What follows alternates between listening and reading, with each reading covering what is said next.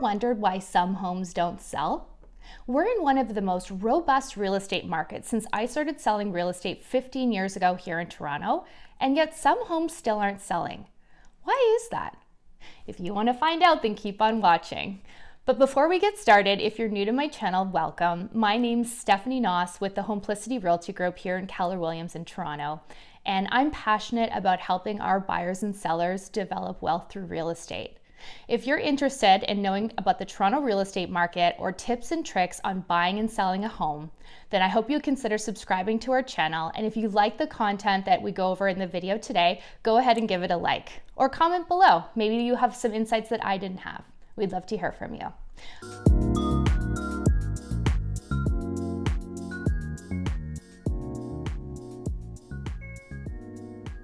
So when I take a look and someone says to me, hey, my home didn't sell, there's usually 4 things that I take a look at just to kind of troubleshoot and see what we can do moving forward to make sure that we don't repeat the same mistake.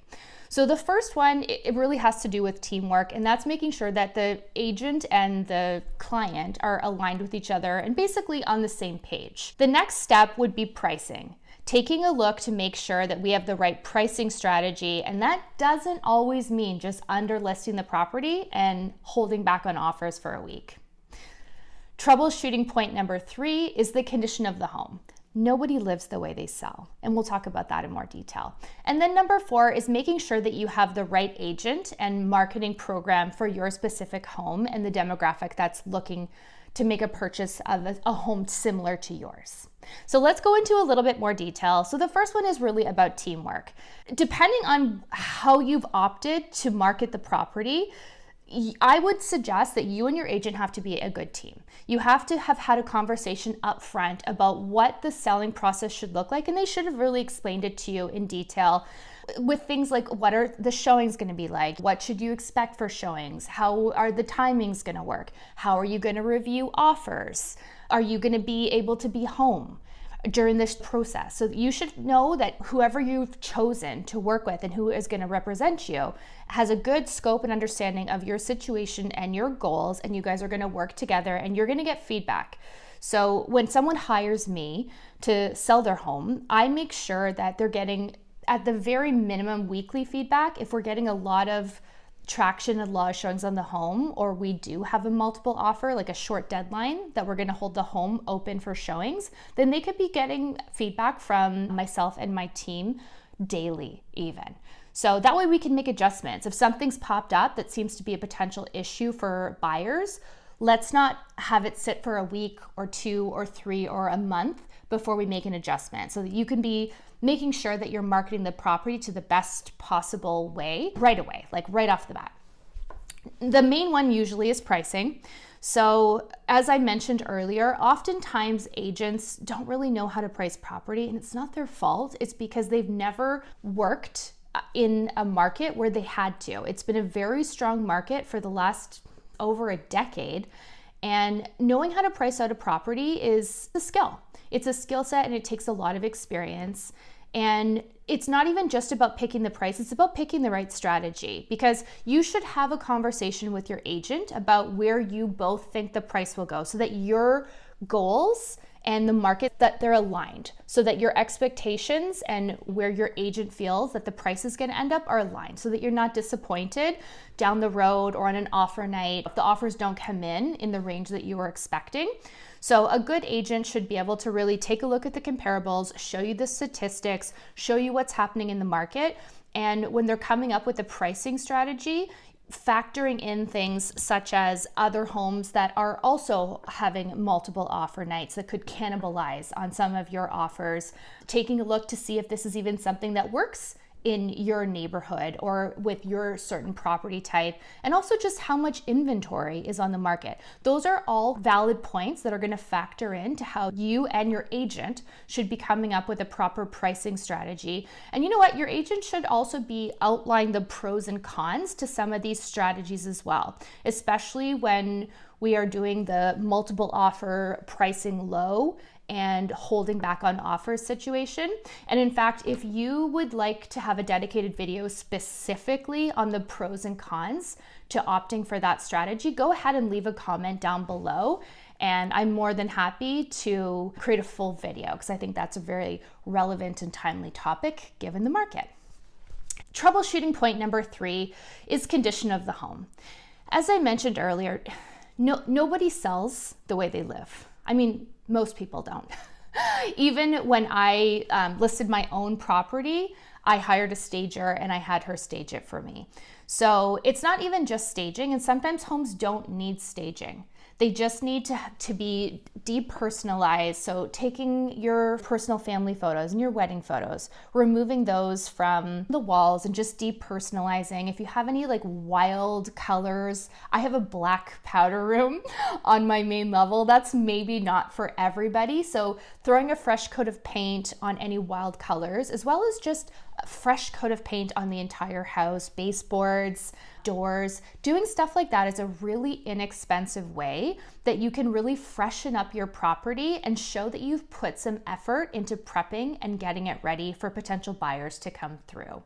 And sometimes it's not even about doing a full stage. It could be about moving some furniture pieces around, repurposing them from different rooms. Sometimes we do remove some larger pieces and bring in new smaller ones, or bring in certain pieces to have a room that would potentially be an office, be showcased as a bedroom. It's just doing everything you can to make sure that you highlight the best features of the property. I always joke and say, staging a home is like putting makeup on a pretty girl. It just makes it look a little bit fresher, a little bit nicer. It enhances all the best features of your property.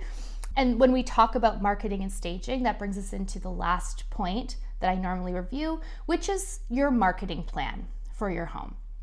I would say that the first step to any great marketing plan for your home is just finding the right agent.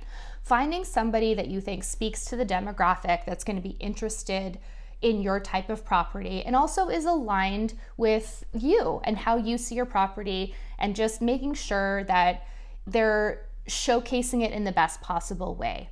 So I would ask, if I was interviewing agents, how are you going to showcase my property? And see examples. I would like to see examples of their pictures, examples of their virtual tours, examples of what the property is going to look like on their website. Because the majority of our clientele, at least for my demographic, we sell a lot of unique modern homes, luxury lofts, luxury condominiums downtown. That's a very savvy buyer base, and they are doing most of their research online. We're also in a pandemic right now. People are not going to go and take a look at every single property on the market. They're going to do most of their research online. So a property where the pictures are not well done, where the virtual tour is not well done, they're just not going to take a look at that one. It's going to get missed. People are going to review the properties online, and then they're going to make a short list of the ones that they like, and they're legitimately going to be just going in to look at the property to validate in person that it's similar, well, that they like it still based on what they saw online. So they're basically coming in just to go through the property and say, okay, does this look as it did in the beautiful glossy real estate pictures online? So I think making sure that you have a very solid online presence, and this could potentially involve some staging. And that's one of the things that we work with our clients, is to help them make sure that the property is prepped and cleaned and decluttered. And we show them examples of everything that we do to get homes sold.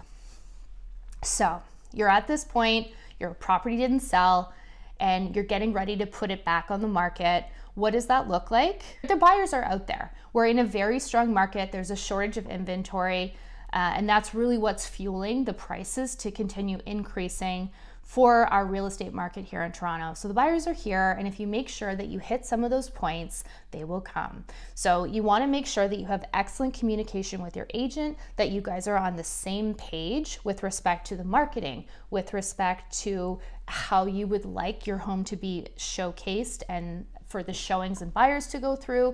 Let's take a look at the price. Make sure that the price is right. Make sure that you have the right pricing strategy. What worked a month ago or for your neighbor, it might not work for your house, and that's okay.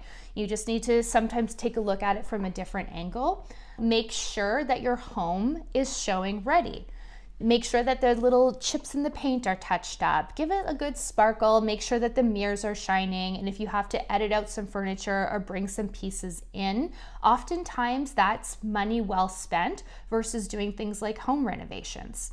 And I'm happy to do a video on the best renovations to do in your home, or if you even need to do renovations on your property in order to sell it. If you would be interested in seeing something like that, go ahead and comment down below.